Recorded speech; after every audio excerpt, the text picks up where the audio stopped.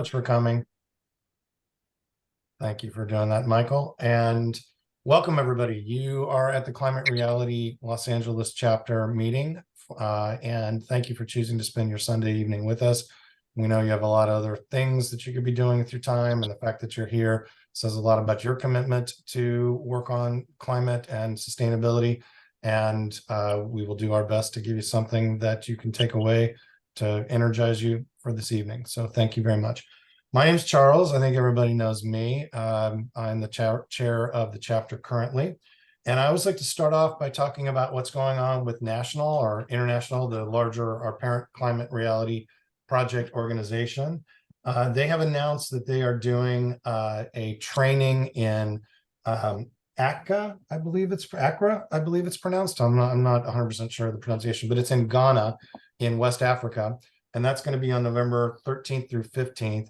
And I believe this is the first training in that part of that continent. And so it's an exciting thing that we're expanding the focus into that area. Not something that probably many Angelinos will be traveling to participate in because it's very far away. But the good news is, in speaking in our national chair meeting, we were talking about 2024. And they're really wanting to make 2024 a year where we ramp up the trainings as much as possible. And so they're right now planning to do 3 trainings in North America, probably 3 in the United States for 2024, probably 2 virtual and 1 in person. None of the details have been really officially released to the point where I can share more than that at this point. But if you are a chapter member, if you're attending this meeting, or if you're brand new, whatever it is, you may have an opportunity to be involved in one of the trainings we do in 2024. And the exciting thing about that is that you go through a week-long training, you meet Vice President Gore, and it's a really great way to get amped up and get educated about things that we're all going to be pursuing going forward. And you get one of these green pens. And so that's if you complete the training and you don't skip out in the middle or something, you get one of these fancy green pens. And here's the thing, I'm going to pitch the green pen thing tonight. There are a lot of people in this room that have green pens, and you've done the trainings, and thank you for doing that training. I would like our chapter to make a real conscious effort going forward to wear the green pens whenever you're out doing a climate reality event, or you're out anytime you're meeting with a politician or a local group, or doing the work of your committee, doing the work of your chapter, talking to politicians, potential advocacy groups. Wear the little pin if you can, even if it's something that's kind of related but not necessarily a climate reality activity. And I say this because we were talking about this before the meeting started with some of the people. It's a great conversation starter, and you can meet other people. And there are people here who have come to our meetings that have come because I wear the silly green pen at things, do city meetings and things like that. And people ask about it, and then they come to our meetings. So it's a great way to spread the word about the chapter, the work we're doing, and opportunities to get people into our committees to do more of the great work they're doing. So if you have a green pen because you completed the training, I'm going to ask you to try to find it and put it out on your dresser or something, and so you can remember to wear it when you're doing an event, because it's a great way to network and start conversations about the things that we all care about. And also, if you have lost your green pen, if you've done a training in the past and lost your green pen, we might be able to get you one. So get in touch with me, and we'll make sure that you get your green pen, and this time you better not lose it. That's what I'm saying. So, all right, going forward. One thing I want to talk about right now, something really important that is the culmination of work that's been done with our Legislative and Policy Committee, and also combining our efforts with the San Fernando Valley chapter of Climate Reality, is our effort to get through a whole bunch of legislation. It's been a good year mostly, I think, for legislation. And I'll let Andrew give you his assessment of that. A lot of good progressive things. Some of them stalled, some of them got killed, some of them got amended to death. But overall, there's some really good legislation that has come through the process that we work to advocate for.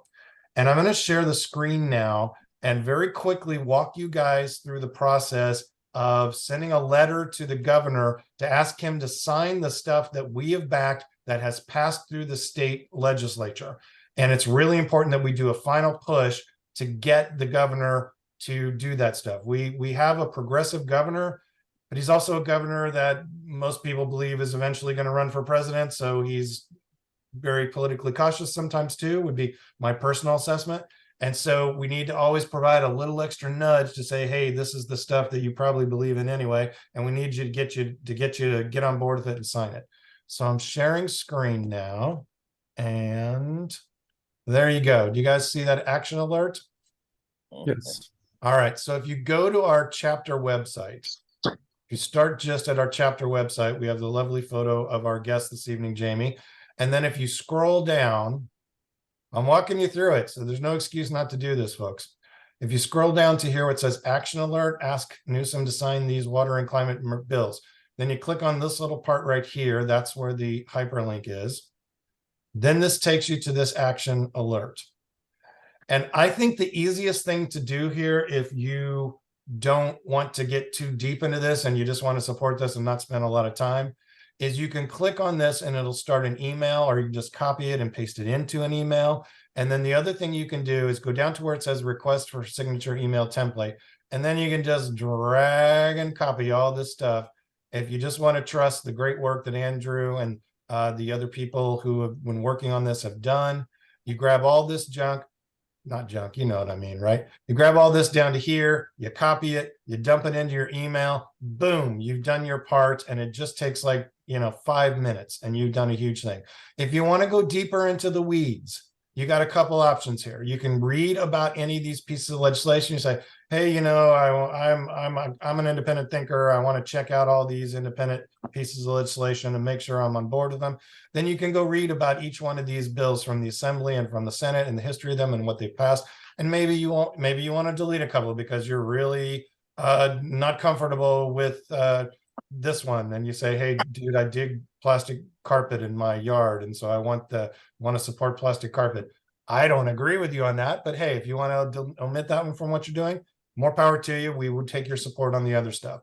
So anyway, you have the ability to get individually involved. The other way to do it is you can go to the comment form on the governor's website, and then you walk through these steps of I am pro, and then you put in the individual issue. The only downside of that one is, as I understand it, as I've done it in the past, you got to do it for each individual one.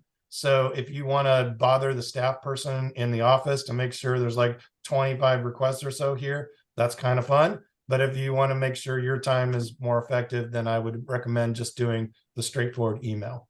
So any questions about that? Because this is important work. It's an easy opportunity for you to participate and to basically sign on the heavy lifting that's been done by many other people all year long and add your 2 cents to it. And believe me, politicians count stakeholders, they count voters, they can't, they're bean counters. A lot of times we have to give them permission to take the positions that they want to take. And that's kind of the work that we do here a lot of times. So we're taking advantage of the situation. If anybody has a question about this right now, Andrew and Michael put this up on the website. Andrew's been working on it. I even see Kathy's here from San Fernando Valley.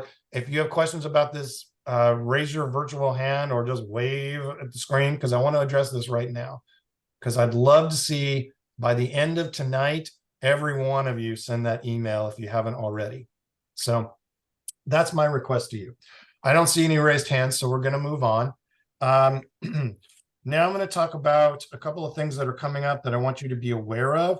These are on our website, so I'm not going to spend a lot of time on them. You can always go to our website. The wonderful work our marketing committee is doing, Ashley, Michael, and their team, to keep things updated on our calendar. If you have a green event and it doesn't necessarily conflict with a chapter event, then we will put it up there. And that resource is becoming used by more and more people. It's a really cool thing that the marketing committee is doing. Couple things, though, I want to highlight. On Wednesday, October 4th is California Clean Air Day. If you go to cleanairday.org, I'm going to ask you one other thing tonight, and that's related to this. I'm going to ask you to do one thing for clean air that you don't normally do. So, maybe you take public transit. Right now, you drive an internal combustion vehicle. Maybe you drive an EV. An EV is cool. That's great. But if you take public transit, you're actually helping as well, because you create less congestion on the roads, and that actually helps. Even if you have an EV, there's still an upside to taking public transit. So that's something to think about. Maybe you make another effort. There's a whole list of things that it suggests that you might want to do for Clean Air Day. I'm not going to go into the details on that, but I'm going to ask you to take a look at it. And on October 4th, you're already on the leading edge because you're in this meeting, but try to do one extra thing that you don't do. And, that's how we can all just continue to move things forward in a good way. I'm going to tell you guys that if you are a Spectrum Charter customer, the local cable in Los Angeles, when you first turn on the cable, you see the Spectrum Charter news channel now. It's been that way for a year or two. This week, there's going to be an interview with me where I talk about Senate Bill 253. So if you really want to cringe and see me being all cheesy and talking about Climate Reality Project, it will roll, I think, starting Tuesday or Wednesday, like every couple of hours or something. It's like an endless loop for a while. I don't know. Just wanted to tell you guys because I'm out doing the work on it. Next thing, the Green Tech Festival is this upcoming week. It will be on Thursday, the 28th, and we have arranged to get you free tickets to that event. That's a special exclusive for our members. And if you go to our website, there's a link on it. Again, it's in the calendar. But I have an even higher value bonus for you. That's going to be a really cool thing. You know how we do a trivia question at the end of the evening to see if you paid attention to the interview? We're going to do that again tonight. And the winner of that is going to get tickets for two to the Gala Awards evening dinner, which is happening on Wednesday, the 27th, the night before the Green Tech thing. And that's limited to only like 100 people total. So you can go to this special VIP dinner award ceremony on Wednesday evening with the tickets that you can win if you pay attention to Jamie's interview. So that's pretty cool, right? And even if you want to participate in the trivia and you can't go on Wednesday, you can give them to somebody else, and that's totally cool as well. So what else we got here to tell you about? Electrify Everything is working with the Go Green Burbank, and they're going, I'm going to let Michael talk about this a little bit more when he does his marketing thing. You can add it on at the end because he's going to be there and he's one of the hosts of it. So this is cool because we have an internal member of our organization who's also involved in another group. This Switch It On group, I think Switch It On, that's what they call it? It's something like that. They're a really good group, and the work that Michael is doing in Burbank is good as well. I have learned things from these people, and they're helping to get people off of gas appliances inside the home. I have learned just recently that we now have some options for appliances that can work on 120 volts, so you don't necessarily have to go to 240 because they have an internal battery. All kinds of weird going into the weeds on that I'm not going to go into too deeply here, but lots of good information that will be at that particular presentation. That's going to be on Saturday, September 30th at 10:30 a.m. Again, details on our website. Take a look at that. So check the calendar. Now I'm going to tell you some bonus information that is not on our website yet. And I'm going to tell you about our next meetings. Our next meetings for this chapter, our October meeting, I'm bending the laws of physics and making our October in-person meeting actually happening on November 4th. So forgive me for the calendar vagaries of that, but we were doing an in-person meeting for October, and it made sense for us to combine with some other organizations that are doing a native habitat, urban habitat meeting. So we'll be doing that with NCSA and some tree people groups and some other groups that are going to be there. That will be on Saturday, November 4th, from 2 p.m. to 5 p.m. It will be at Rio de Los Angeles State Park. It is not yet on our website, so it will be there soon, but I'm giving you the preview so you can make a little note of it right now. Would love to see you guys come. We're going to be touring restored habitat that's right along the LA River. We're going to have a panel discussion on the importance of urban habitat and native landscaping and biodiversity and water capture, all the things that are essential to making a healthy environment within our city. And we're even going to be giving away some native plants that some of them are provided by us, some are provided by some of our co-sponsors in this event. And it's a great opportunity to hang out with people in an outdoor space that's really cool and learn some things while you're at it. So mark that down right now. And then our next virtual meeting, I'm really excited about this, which will be our actual November chapter meeting, will be virtual on Sunday, November 26th at 7 p.m. And the next guest in our Climate Movers and Shakers interview series is going to be Ed Begley Jr. So we've got some star power. So that's pretty cool, right? Guy's been nominated for like 45 Emmys or something. So it's a great opportunity. I'm exaggerating a little, but not by a lot. So come to that and hang out with Ed Bigley Jr. And that will be an extremely cool thing. Spread the word on that. And looking forward to having you for there. Do we have somebody weighing in, or it was just a mistake there? I think. Okay. So now we're going to do our committee reports very quickly, and then we'll get into our powerhouse interview for this evening with Jamie Knack, and I'll introduce her at that time. But we'll start off by going with the Climate Curricula Committee, and I believe Jeannie is here. Handing it over to you. Good evening, everyone.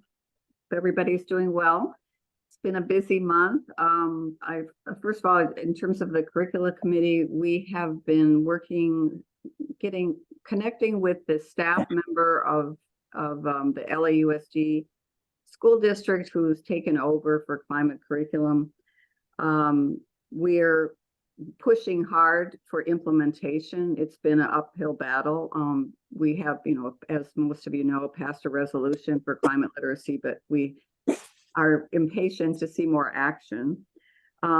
They are looking to identify 200 more climate champions at 200 more schools in LA Unified School District.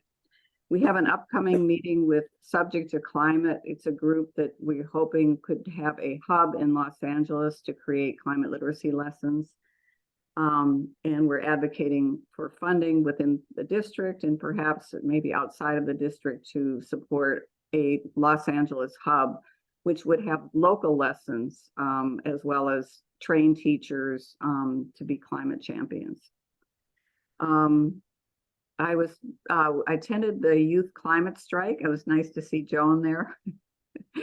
That was great, with the exception of the heat, which I got a little faint from. But anyway, it was good to get out and support youth with that. And it was a pretty good turnout downtown LA. I've been working with a youth mentor program. It's called the California Youth Climate Policy Program. There are about 6 mentees young people from high schools in the Los Angeles area that are going to be advocating for climate policy within LA Unified. We're looking toward a November school board meeting to have their input into policy recommendations. I've done some networking with the Sierra Club and the Citizen Climate Lobby this period of time, and I'm working with the League of Women Voters in Torrance. We're kind of ramping up to see how we can be more involved in the South Bay, particularly also involving youth. So our next meeting of the curricula committee is October 14th. And so that is my report. Thank you, Jeannie. Exciting stuff that you guys are doing. A lot of new things going on there, and I'm really appreciate it.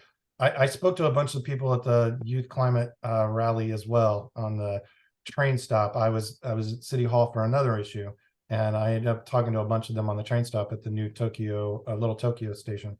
And it's really good to feel the energy of all those kids doing that stuff. So I appreciate you working with them. Next up, Michael and Ashley for our Marketing and Communications Committee. I'll let you guys figure out who wants to give the report.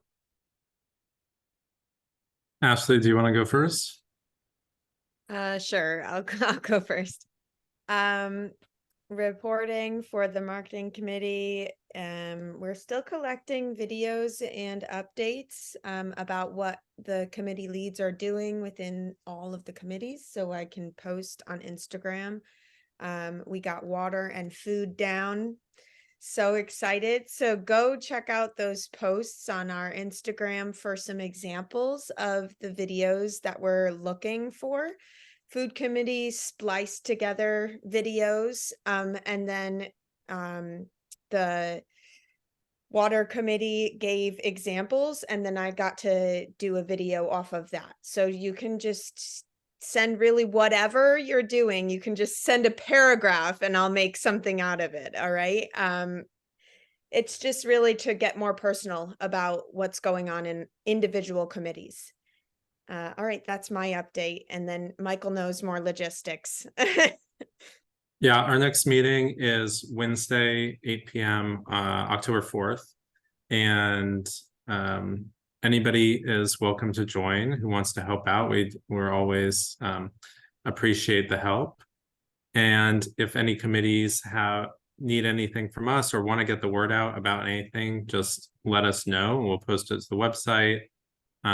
Like Charles mentioned, the calendar is, a great place to advertise whatever event you're doing, even if it's not a committee, but it could be outside of the chapter. So just send that in and we'll try to get it posted as soon as we can.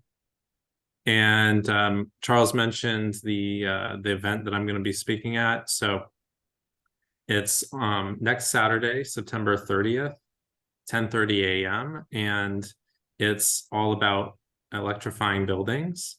And so it's in Burbank Live, kind of right next to where they have the farmers market.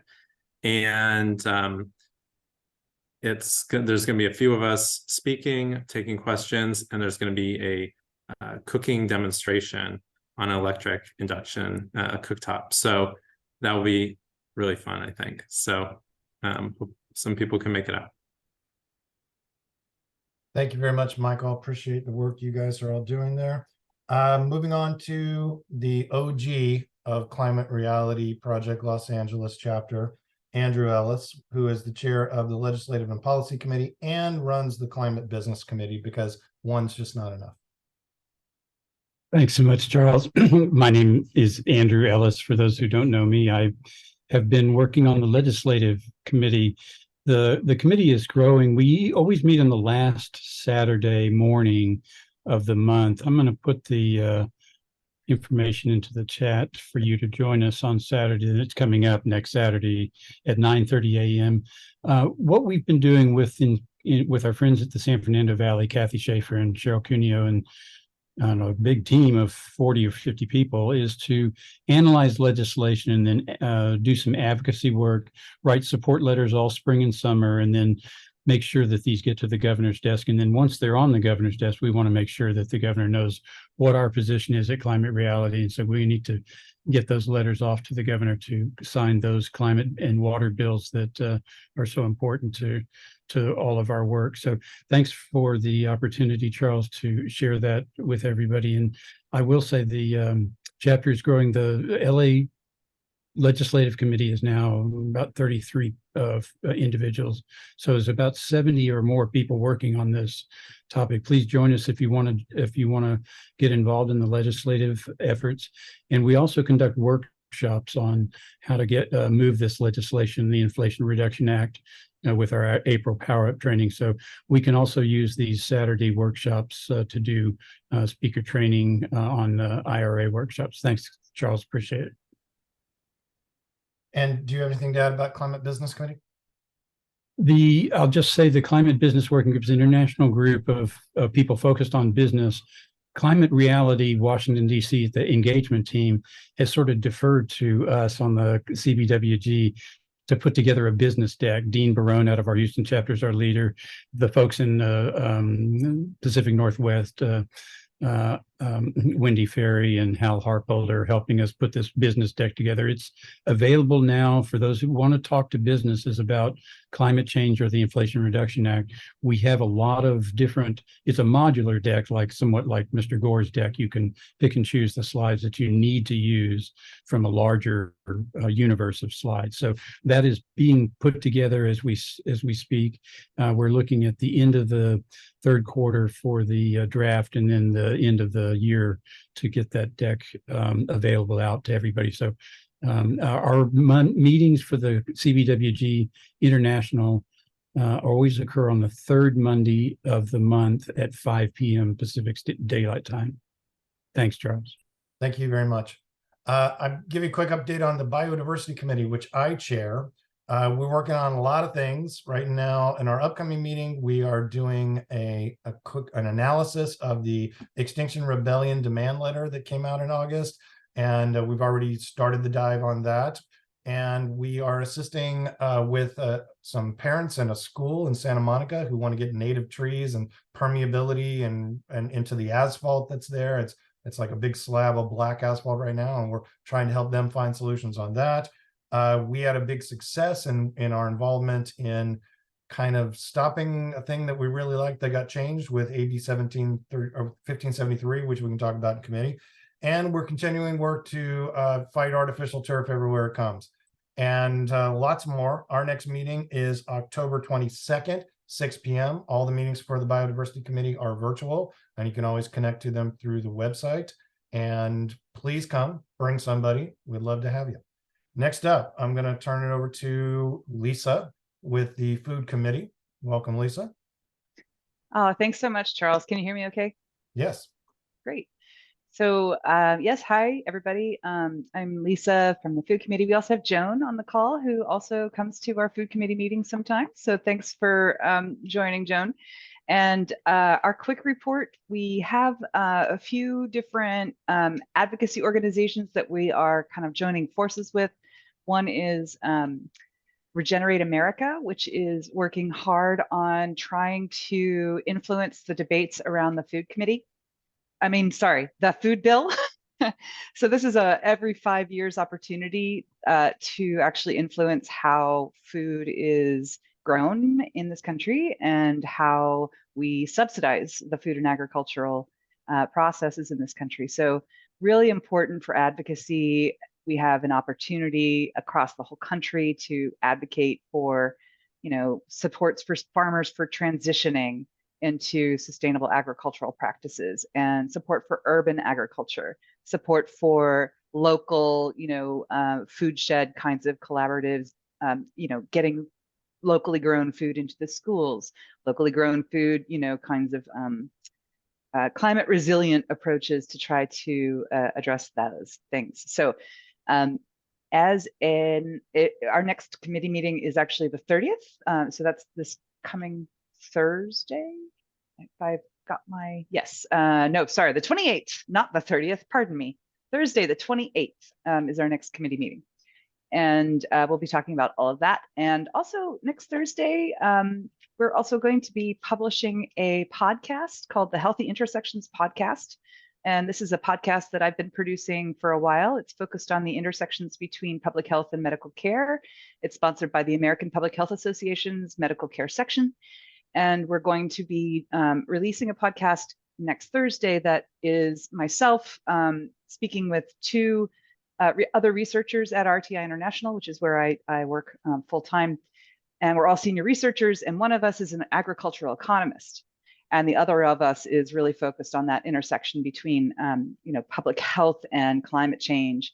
So, and then I brought in the food information. So we talked about food as a contributor to climate change, as something that is very strongly affected by climate change, and then also food and agriculture as potential solutions to the climate crisis. So if you're interested in checking that out, I'm going to put a link in the chat here to our hosting organization, the medical care blog.com. And if you want, you can just put your email address in there and subscribe, and you'll get a notice when we put out our episodes. So, and then just a note that we highlighted several tools, and I'll share real quickly, if it's okay, some of the tools. Run along on time, Lisa. I got 1 second. Okay. 1 second.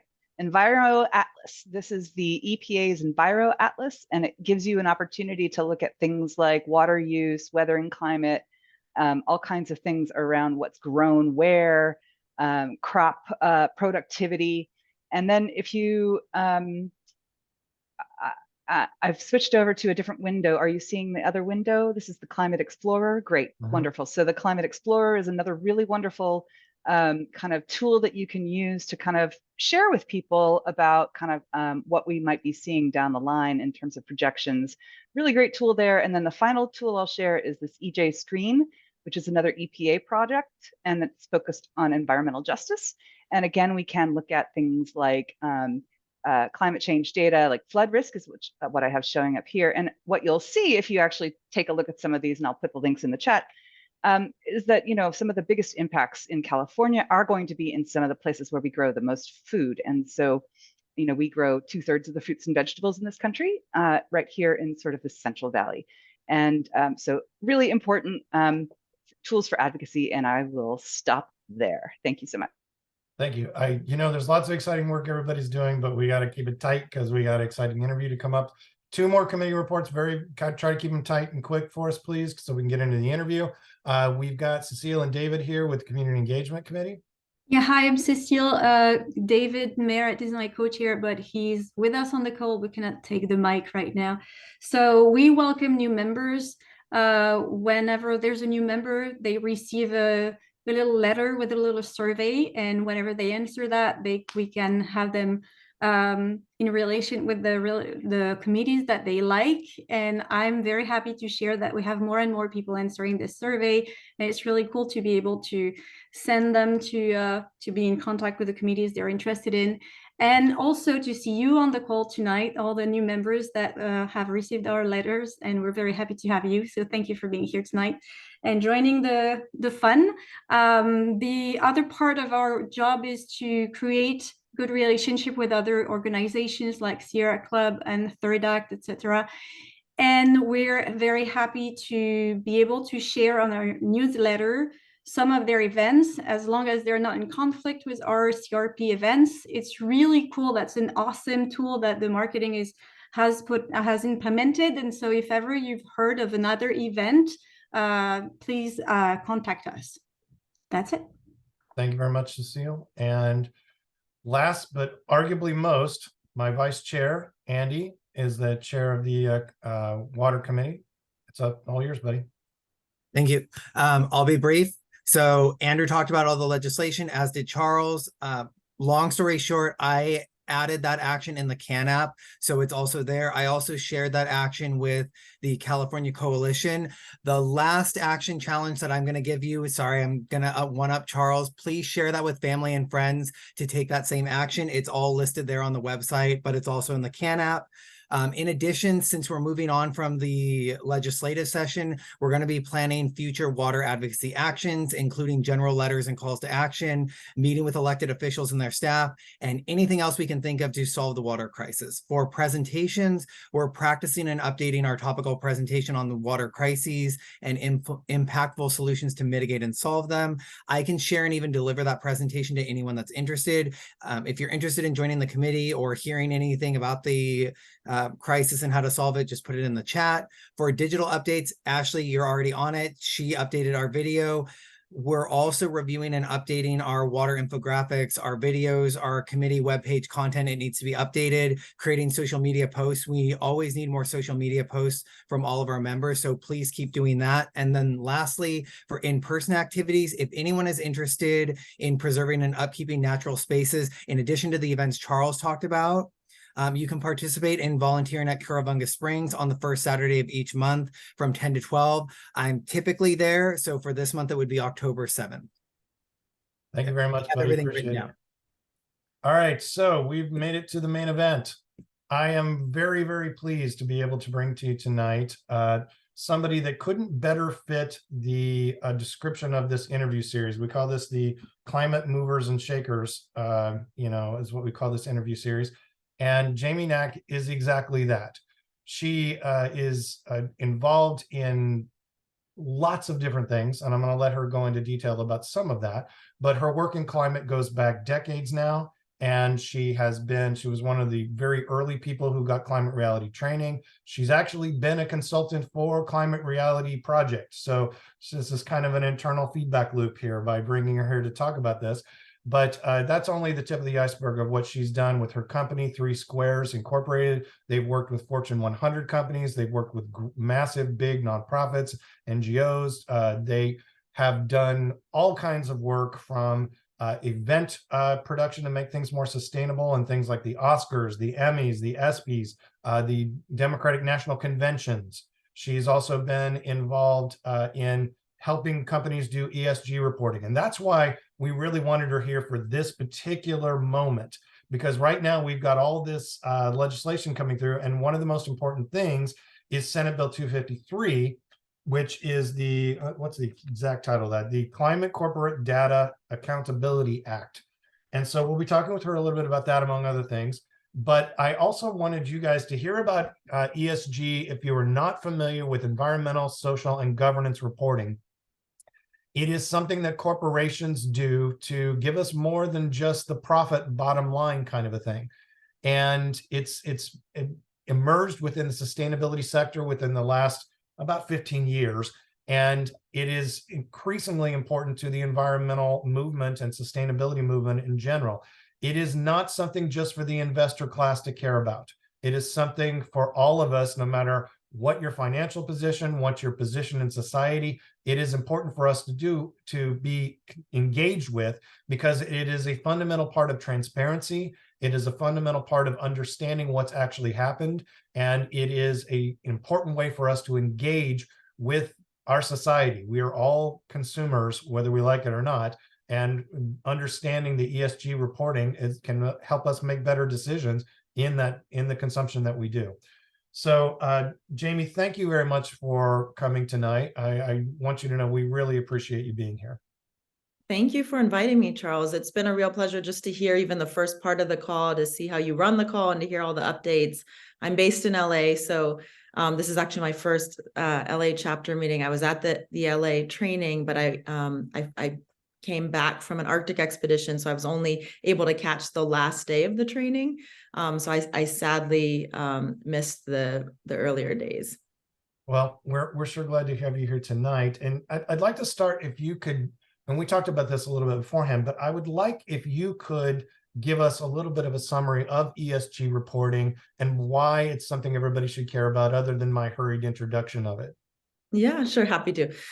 So one thing that I want to make clear is as much as to many, it might be new, it's almost old, but rebranded under a new name.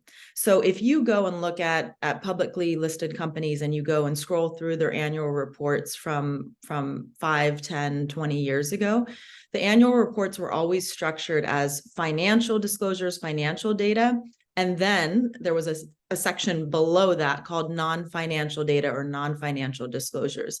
And I used to say back in the day that, you know, we need a PR campaign, because that's simply not a very good word for this type of work. Because if you hide everything under this term non-financial data or non-financial disclosures, you're already discounting it, especially in the investor's eyes, right?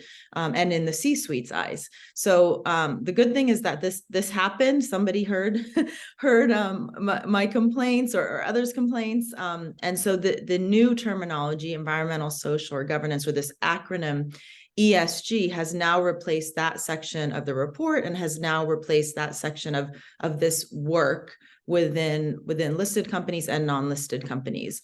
And what that means is it's grouping together environmental, so the usual suspects that you would think of under environmental. And I do have one visual that kind of sums this up very clearly, but I promised Charles not to show any slides.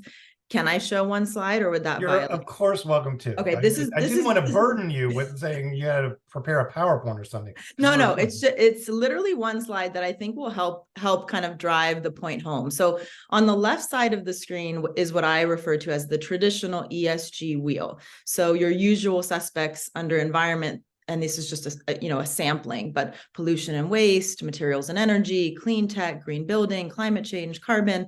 Under social, things like labor relations, workplace safety, diversity, anti-bias, community development, healthy work environment, human rights. And then governance, things like ethics and accountability, following your accounting or GAAP protocol, board diversity, independent audits, board independence. What we did is we took that kind of standard look and created this iceberg graphic, which is a little bit more visual on the right side of the screen. And the reason why we created it is because we wanted to show that everything above the surface of the water is what you would see externally. So this is what a company would be showing its stakeholders externally, like through an ESG webpage, public announcement of policies and pledges, your sustainability or ESG report or disclosures in your annual report, alignment with the various international frameworks or regional frameworks, public announcement of KPIs and goals. But in order for all of that to really hold water. There's a tremendous amount of work that happens below the surface level of and you see it at the bottom of the iceberg here. So it's represented by a committed specialized team. It could be a combination of internal and external consultants, stakeholder engagement, internal and external, metrics tracking, risk identification is a big piece of this, making sure your policies and procedures are in place, like your business code of conduct, supplier code of conduct, your org chart, ESG risk management system, having ESG show up in the various levels of management meetings, board review, data collection, and ESG integration into your business strategy. So the idea, and when you look at all of that, I've often gotten people tell me that's a lot of work. And oftentimes there's not one person or a group of individuals that has expertise across all of these areas.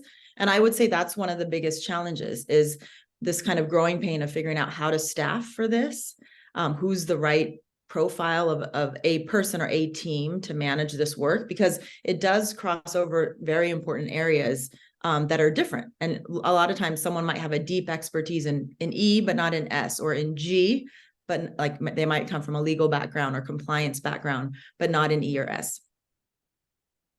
That's extremely valuable. I think I'm going to screenshot that off the recording and for my own benefit. Let's move this into discussion specifically of SB 253. And I'm curious so this is, for those of you who don't know, this is one of the pieces of legislation that we advocated strongly for this year. And the governor has just last week announced that he does intend to sign it. And it is going to require corporations that do business in California to report on their scope 1, scope 2, and scope 3 emissions. And I'm going to ask Jamie to explain that to you because she'll do it better than I do it. And what the implications are for that in terms of your work and for us as Californians.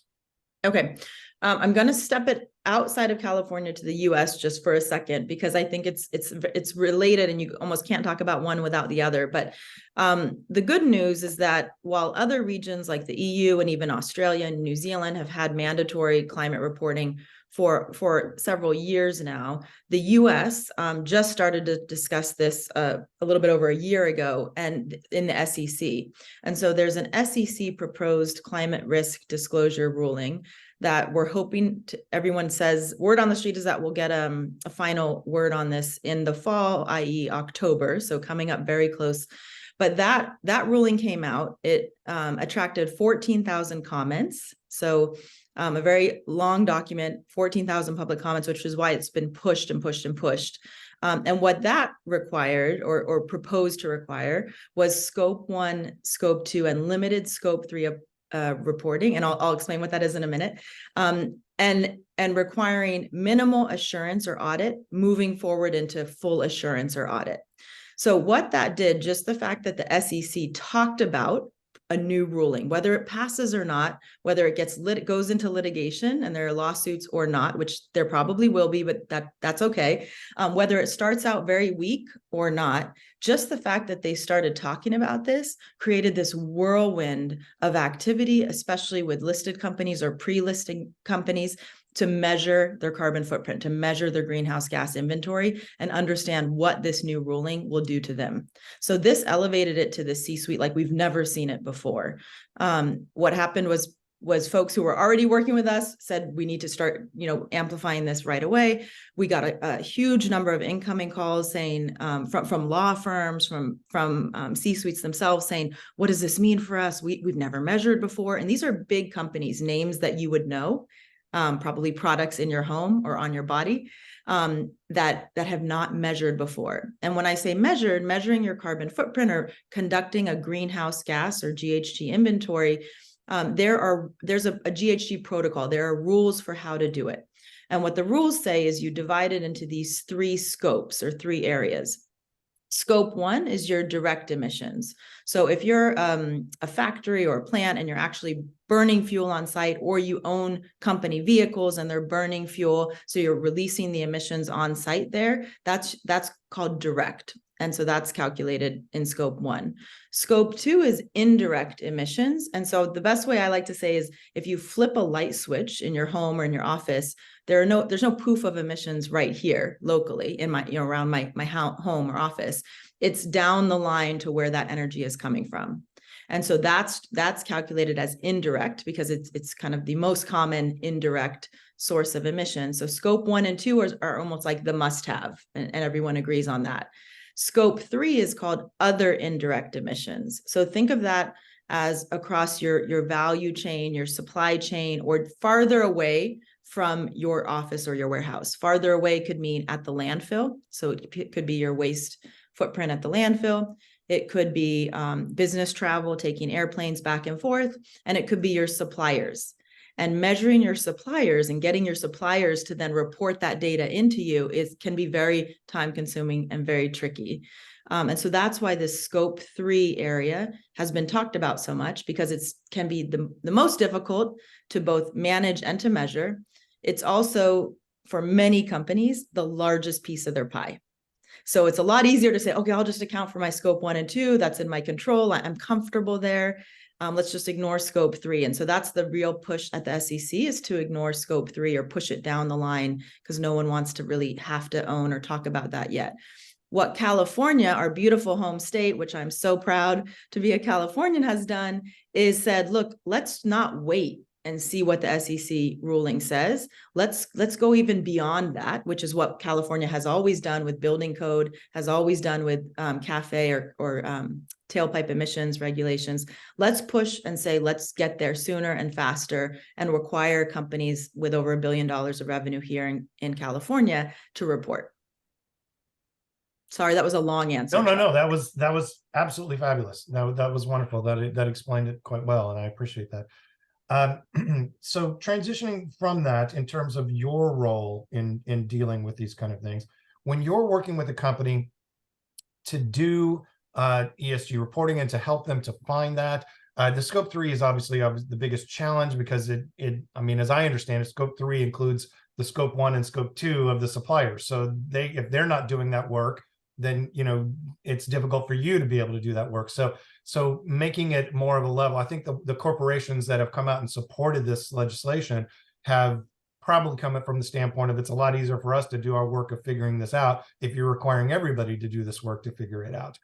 But what I'm concerned about in the world of ESG, and I think one of the things that you hear as a legitimate criticism of it, is that sometimes you will see corporations get a little funny with the numbers, and there's a legitimate case to be made that sometimes it's used for greenwashing, to use that term. Sometimes it is used for promoting an image that is not fully reflective. And I've done some studies of this in my own work too. And when you dig deeper into the numbers, sometimes the numbers look really legitimate in a company, and then other times they don't pass the smell test once you dig in deeper of them.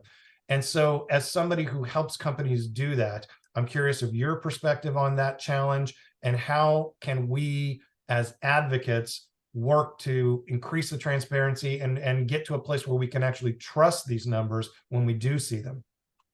Yeah, and that's why I'm such a huge fan of policy, because having this wave of mandatory reporting, which eventually will come with assurance or auditing, means that you won't be measuring apples to oranges to peaches to who knows what anymore. That the numbers will be audited in the same way that your financial numbers will be audited. And we work with a lot of finance departments and CFOs of listed companies here and abroad, in EU and in Europe and UK and Australia and New Zealand. And they understand what it is to be audited for their financials. So that's speaking their language. What they don't understand is they follow GAAP accounting. They are like accountants, financial accounting, and they understand like what they can work with in an audit environment within their accounting protocol. They don't understand GHG protocol. So there's a big gap, knowledge gap, even on the auditing side. I'll say that as well. So the KPMGs, the PwCs, all of these, the EYs, they are trying to staff up with this environmental knowledge, because they have been training their people for so long to focus on financial auditing. And this is a whole new skill set following a whole new language, a whole new protocol. So I'm very hopeful that the mandatory reporting environment, as much as it's a lot of work, it's expensive for these companies, it involves a lot of people across the company, and it does push it down to the suppliers as well, but it does bring on that layer of transparency. That makes sense. Thank you. And I'm curious about your work in particular. I'm going to ask you about some of how you approach dealing with different companies that are at different places on that journey toward becoming more sustainable. So like one of the companies that is in your documents that you guys have been involved with is EVgo, which for me is kind of like the gold standard of the electric charger companies. They're a very progressive company that are doing a lot of really cool things. Easy to make a good sustainability case for that company. You also have worked with Honda. Honda is a company that is heavily invested in internal combustion sector. Arguably has been one of the companies that has dragged its feet the most with respect to moving toward electrification of transportation. I always point out that in our work as advocates, we never want to make the perfect the enemy of the good, because we're trying to move everything. But I would like to get your perspective as somebody who is working that at different levels when you're dealing with different companies that are at different places in that journey. Yeah, with the perfect get in the way of the good example, I feel like, so I've had my company for 15 years. Prior to that, I was with another environmental consulting firm focused on clean transportation, so around 20 years. And I used to be more of a perfectionist in terms of, I was highly critical of LEED version 1.0, highly critical of B Lab and their first version of B Corp. Because it didn't give any points for carbon footprint measurement or For those of you who don't know, I'm going to interrupt you. Those are US GBC building standards for making buildings more sustainable. Sorry. No problem. Sorry. Yes, if I talk in acronym soup, feel free to stop me.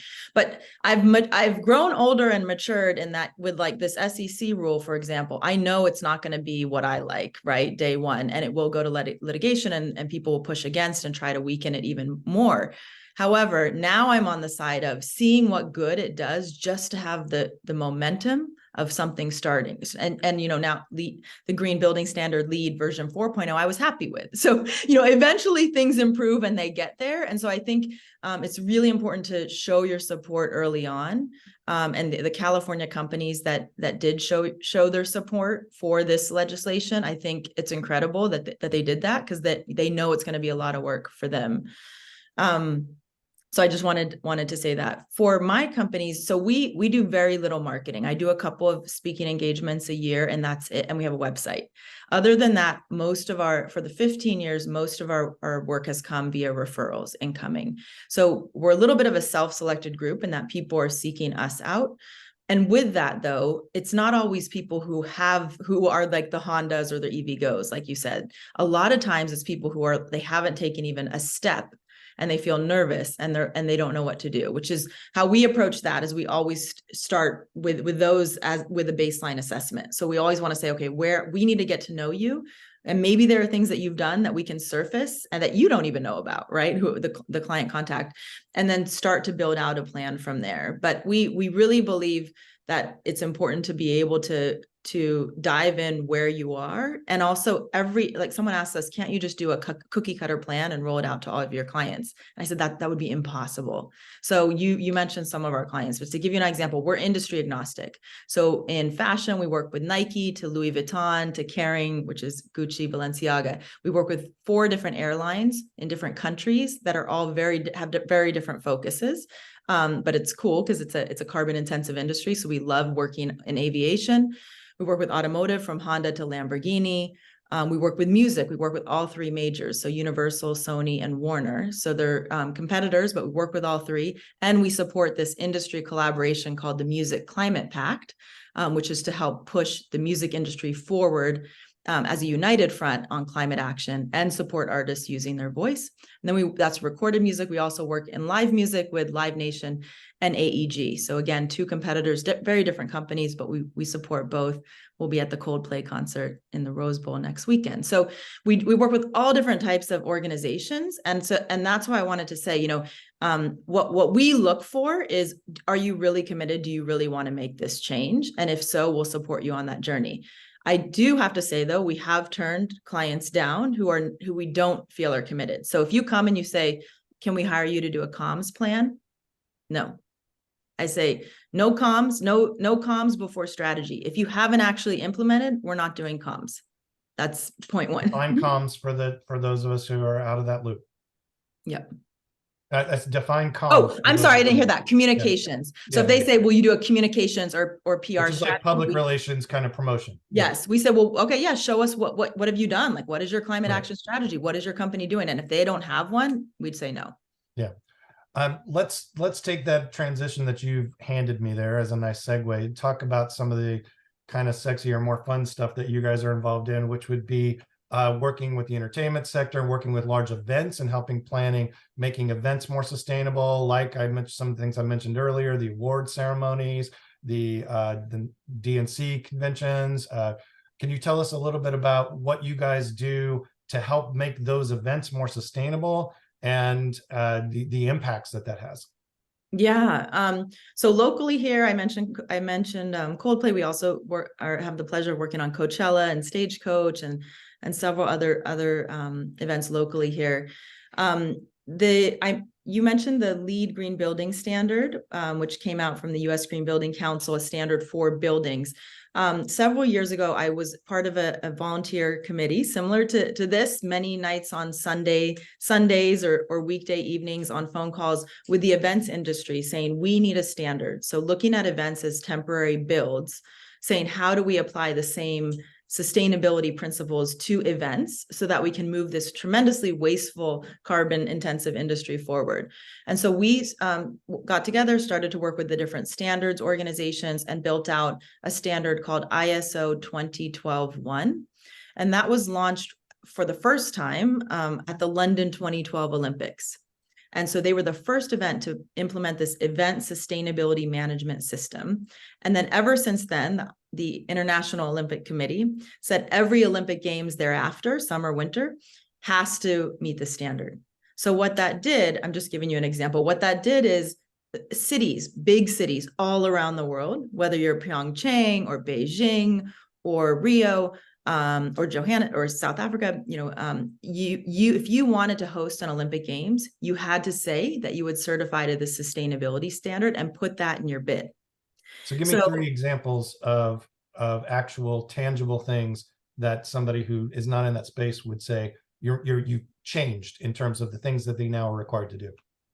Yeah, so if you're implementing a sustainability program for an event, so waste is probably the most visual. So when you go, like if you went to, did anyone go to Coachella this year? If you go to a big festival like that and they've implemented something on site, if you went to that one, you would see compost, recycling, landfill bins. What you wouldn't see is what goes on behind the scenes with the hundreds of food vendors, with the catering companies, all of the collections and processing of the organic or food waste before it even touches the consumer. There's a lot of scrap and a lot of leftover food there. We also implement food donations. So, and usually it's nightly. So as soon as the event closes, any food that hasn't been served or that could be packaged up goes straight to the community. We work with some great groups. One, just in case anyone needs to do this for their event, is called Food Finders. And Food Finders will look and assign you to the nonprofit or community group with the greatest need that night or that day. So they've been a wonderful partner for us. Food Runners up in San Francisco was a great partner for us for the Global Climate Action Summit. Thank you, Ashley. So food donations, we also do material donations. So we've been able to capture everything from towels that the band uses. So bands go through tons of towels on stage and they just usually toss them if they're not rentals. So we'd set up bins saying, deposit used towels here. They're going to an animal rescue.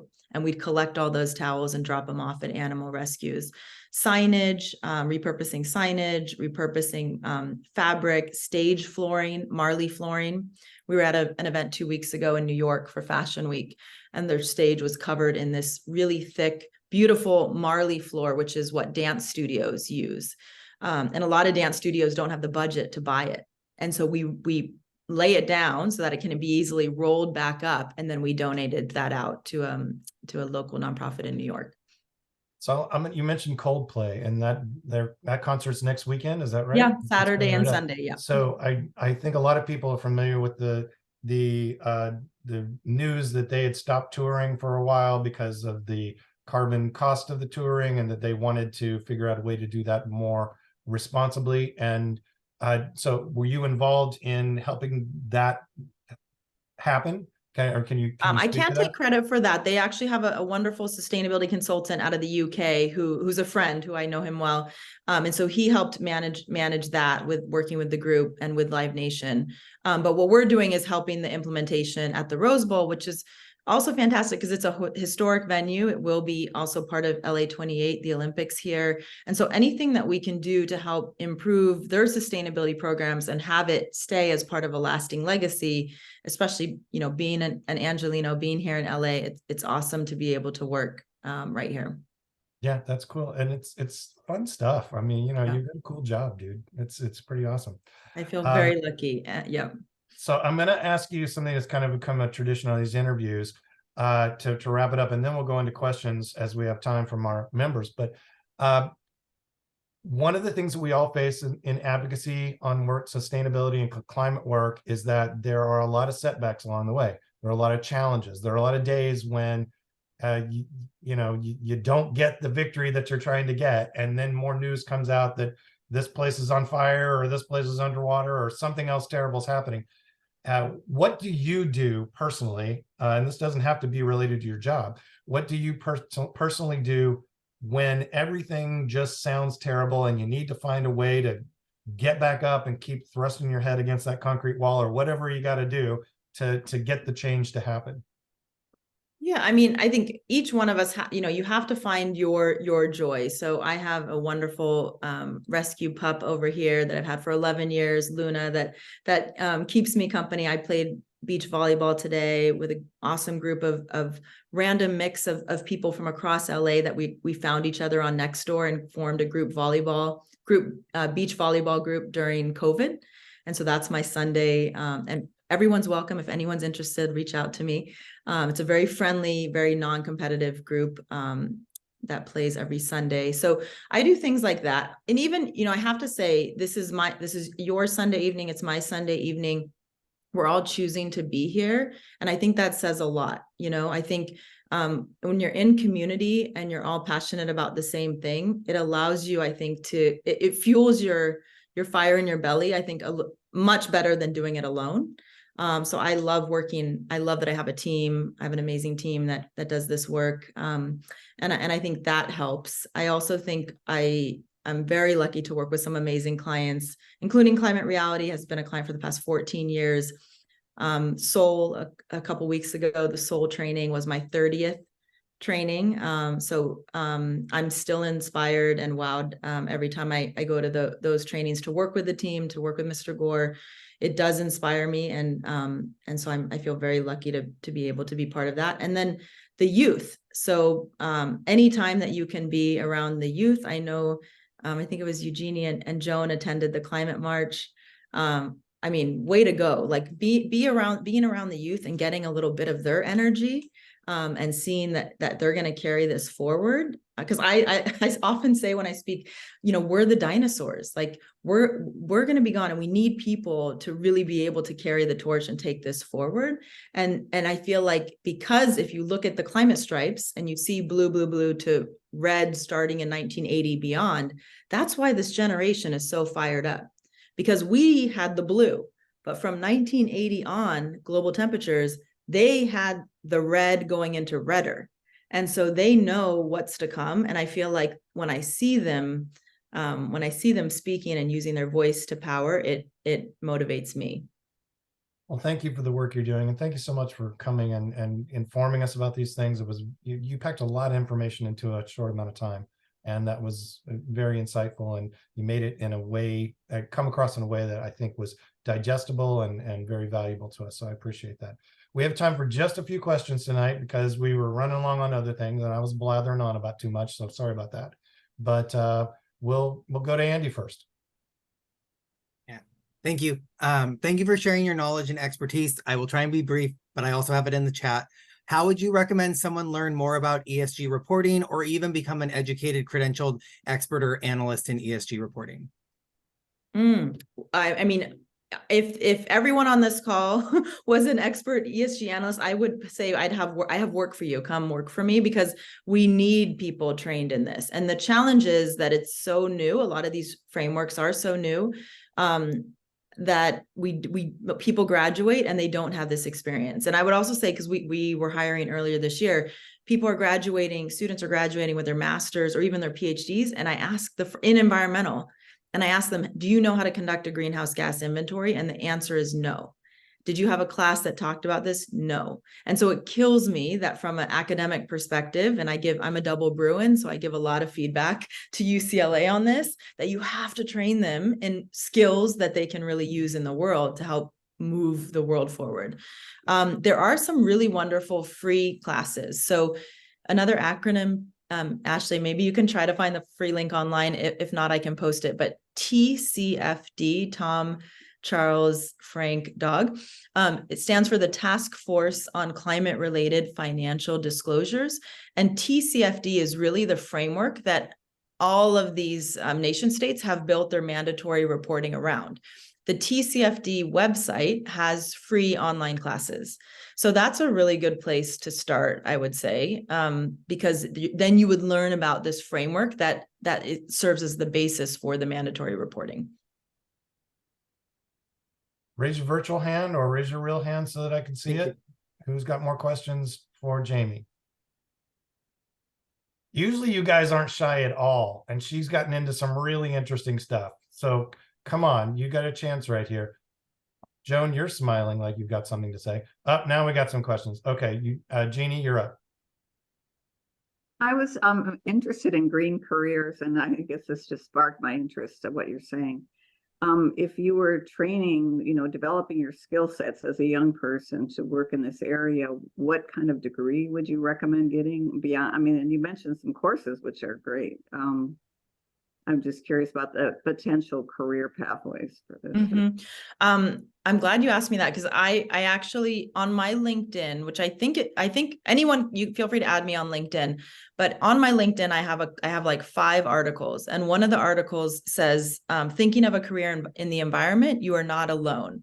And then I wrote this article because I was getting requests, like almost like 10 a week from different people saying, can you talk to my niece, nephew, brother, sister, cousin about this? And I didn't have the time with my work schedule. And so I decided to write a blog on LinkedIn that said, if I could sit with you for an hour, these are all the things I would talk about. And so I put it all in the blog, including some links and some resources. So that's definitely a place to look. When we look to hire, like I said, it's almost impossible to find someone who's graduated with a degree and has this experience. So what we look for is, what did they do on campus? Like at UCLA, they have this student group, undergrad, that's almost like a sustainability consulting group. And then they go and take projects with local LA companies. And so they get that experience. And so we've hired a couple of students that have come out of that group, because then at least it tells me that, they're kind of aligned and they've been in this environment before of trying to solve a problem for a company or for a client. So we look at student groups, participation, articles, clubs, like let's say they're part of this Climate Reality LA chapter, like showing that they've tried to build their knowledge in the space in addition to their studies. Darshana, you're up.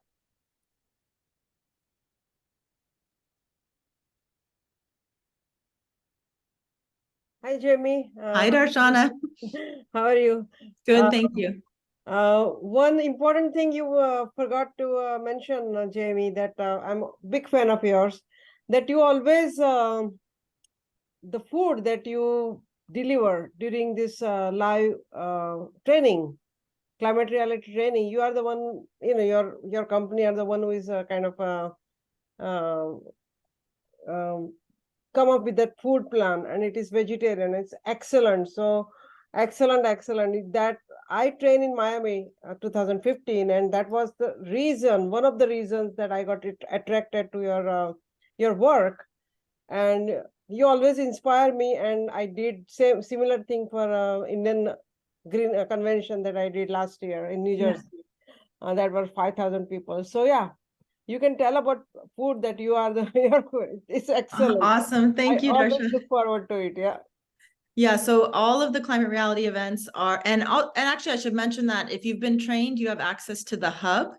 And on the hub, which is a website, you have a login. I have several different resources there. One is like a green event or sustainable event guide. One is a green venue checklist. So there's some nice tools there, and I also have a couple of webinars that I've recorded there as well. Darshan is talking about our sustainability standards for climate reality events. So the menus are always 100% vegetarian with vegan options wherever we are. So we were just in Seoul a couple of weeks ago, and we work very closely with the chefs to make sure that they understand what that means. A lot of times there can be some resistance in the beginning if they haven't done it for this size of an event before. We also have a source locally commitment and a reduce waste and other commitments on the menu as well. So, and again, that's whether we're in Rio, Johannesburg, Berlin, Paris, wherever we are, we have that same standard. Kate, Thanks, Food Committee. Kate, you're up. Thank you so much. Hey, Jamie, you just answered my first question, which was, do you have any event info? And it's on the hub. So thank you so much for that. This could be completely left field. So so just, you know, let me know that if that's the case. But how is this related to ESG in terms of investing? I know that a lot of people out there are looking for green investments, and so you're very attracted to the different funds at the different companies and so on. You know, Vanguard, Schwab, you know, whatever, what have you. Are the two at all related? And do you have any advice on how to pick a, ESG investment fund? Yeah, definitely. So we actually work with some wealth management companies, some banks, and investment companies. I also, in a separate role, separate hat, I sit on the advisory board of a couple of venture funds that invest with a sustainability ESG lens. So I am in that world as well. In order to explain what it means when a company gets an ESG rating, so there are different ratings agencies online. Some of the common ones are MSCI Sustainalytics, S&P Global. I'm speaking as slowly as I can for Ashley to write these in the chat because she's been super helpful. Sustainalytics, S&P Global, and then there are the funds that say they're ESG funds. So from a ratings perspective, I can talk about it because we usually respond to those rating agencies on behalf of our clients. So S&P Global will send a company, a listed company, your initial scorecard and say, this is where you are. We're going to post your rating. You have 3 weeks, 4 weeks to respond. And in some cases, it's like a 200-page PDF, and we do point counterpoint. And what these analysts are looking for is publicly available data on the company. So if the company has a board diversity policy on their investor relations website, check, they put that there. If the company publishes their gender pay data, that type of thing, they put that there. So they go through step by step across all of these points from E, S, and G, and then they give you a rating. If you don't have publicly available data, you're going to rate poorly. So that's point one. So that also goes along with this transparency theme that, we push companies to put those policies and those commitments public if you want to get rated well. However, on the flip side of that, having a board diversity policy or any policy, if it's vaguely written and maybe not enforced very well, but it's checking the box, that could happen, right? So you want to really make sure that the companies that you're investing in, whether it's individual stocks or funds that have a grouping of companies, that they're actually walking the talk. The older version of sustainable investing used to follow an exclusions method. So a lot of even college campuses that had investment investment thesis, they would have exclusions. So they would say, we're not going to invest in alcohol, gambling, like casinos, whaling, certain things like that, right? But just having exclusions doesn't rule out some of the bad actors, I would say. So I would say look for, if you're going to look on the investing side, look for portfolios or look for briefs that really have a lot of data that you can dig into. Amy, I'm going to circle back and ask one last question myself that I cut because we were running a little on time, but I think it's maybe useful to people.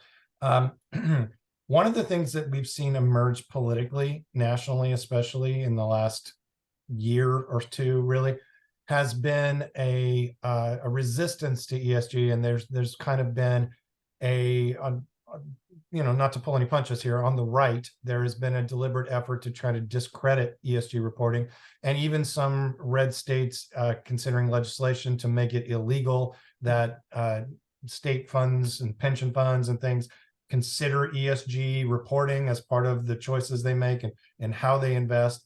I'm curious about your perspective on that, and how you would advise we as advocates approach that in terms of trying to overcome that barrier, because they're, you know, essentially doing the work of people who are resisting transparency while they're doing that kind of stuff. So yeah, so the thing that you might not know is that this anti-ESG or anti-woke movement is heavily weighted on the anti-diversity side. So it's less about climate or the E, and it's more about the S, specifically on diversity. And it's really disappointing and horrifying to see some of the comments that come out. Especially if you're on like investor calls when they talk about anti-ESG and they talk about, you know, board diversity or anything else. So I think it's been a bit of a distraction, and it's also convinced some of our leaders who were out front on like climate risk is investment risk statements like Larry Fink to pull back. And I think that the pulling back of talking about your commitment around climate risk is investment risk or those types of things is disappointing to see. Do I think it's having any slowing down, especially on the company side, the corporate side, corporate reporting side, or even corporate commitment side? I would say no.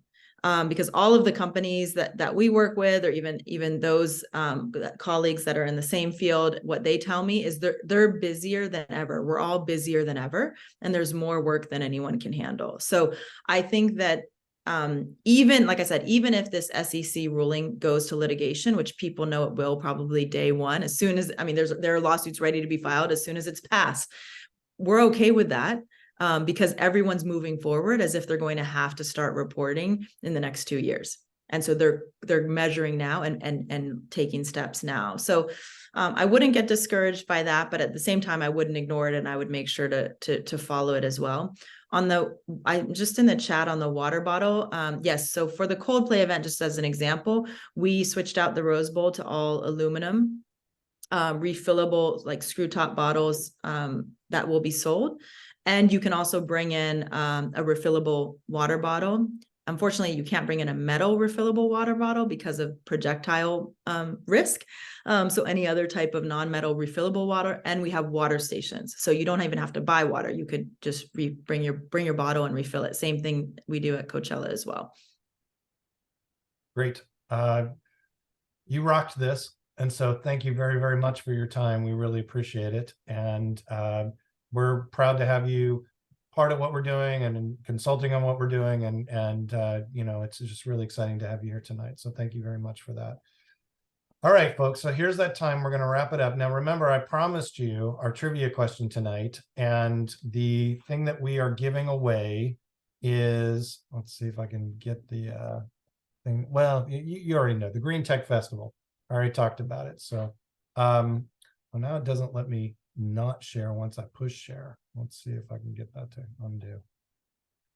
So there it is. It's that dude and his thing. So the Green Tech Festival, and this is for a Wednesday evening event. It is the Gala Awards dinner that is limited to just 100 people, and you and a guest can go to this dinner Wednesday evening. It's in Hollywood. Details will be provided if you are the winner. in terms of how you access it and all that stuff. So you need to be available Wednesday evening if you would like to go. Great networking opportunity. So as you remember, when we do the trivia contest here, I will ask a question and you have to be the first person to put the correct answer in the chat in order to win whatever we're giving away that night. So everybody get ready if you're interested in trying to win these tickets, and get ready, get right up by your keyboard and ready to type what you need to type. So this evening during Jamie's interview, she was talking about 3 different types of emissions reporting. And she used an analogy where she said one of them is where you flip a switch. What was she talking about? Oh, Andy. So does it look rigged if one of the actual I'm just kidding. Give it to someone else. But No, I actually no. I know about scope 1 through 3. You were legitimately there. So I have good news though. I actually have 2 sets. So we actually are going to have both Andy and Joan plus a guest, and we're going to give you that information. So Andy and Joan, please send an email to me after this event, and I will make sure that tomorrow we'll report it to the group, and we'll get everything sorted out so that you will get your opportunity to go to the dinner on Wednesday evening. So nice work, everybody. We got a lot of correct answers tonight. Did I make the question too easy? Was that what I did tonight? Because sometimes we'll get like 2 of them and then like 5 wrong ones. So anyway, maybe you guys are just getting smarter as we go. So very nice work here tonight. So again, reminder, our next event, our next chapter event is going to be an in-person event. And it is going to be on Saturday, November 4th from 2 p.m. to 5 p.m. at Rio de Los Angeles State Park. The information will be up on the website at some point soon when we have more information to share on it. It's still kind of shaping up as it comes together. It's going to be on sustainability in our urban environment, in biodiversity, urban landscaping, water, all those things. And it's going to be a cool event. And I encourage all of you to mark it on your calendar now so you can come. And then our next virtual event is on Sunday, November 26th. And that's going to be an interview with Ed Begley Jr. Now, make a note, this is going to be after Thanksgiving. So Thanksgiving's on the Thursday, and then this is Friday, Saturday, Sunday. We had some discussion as to whether we should do it before or after. We ended up going with what fit our guests' schedule best. And I'm figuring most of you, if you're traveling for Thanksgiving, you'll probably be back by Sunday evening. Or if you're not, it's a virtual meeting. So you can sign on from wherever in the world that you happen to be at that time. So I hope you can make both of those things. Thank you so much for your time. Thank you so much for your commitment. Thank you so much for your work. And thank you, just for making the effort to care about this stuff, because everything we do, one step at a time, gets us closer to doing the things that are necessary to keep this planet healthy and alive and help all the life that's on it. I'll wrap up with that. And thank you again, everyone on the leadership team, for all your work. And we'll see you guys soon. Thank you, everyone. Thank you.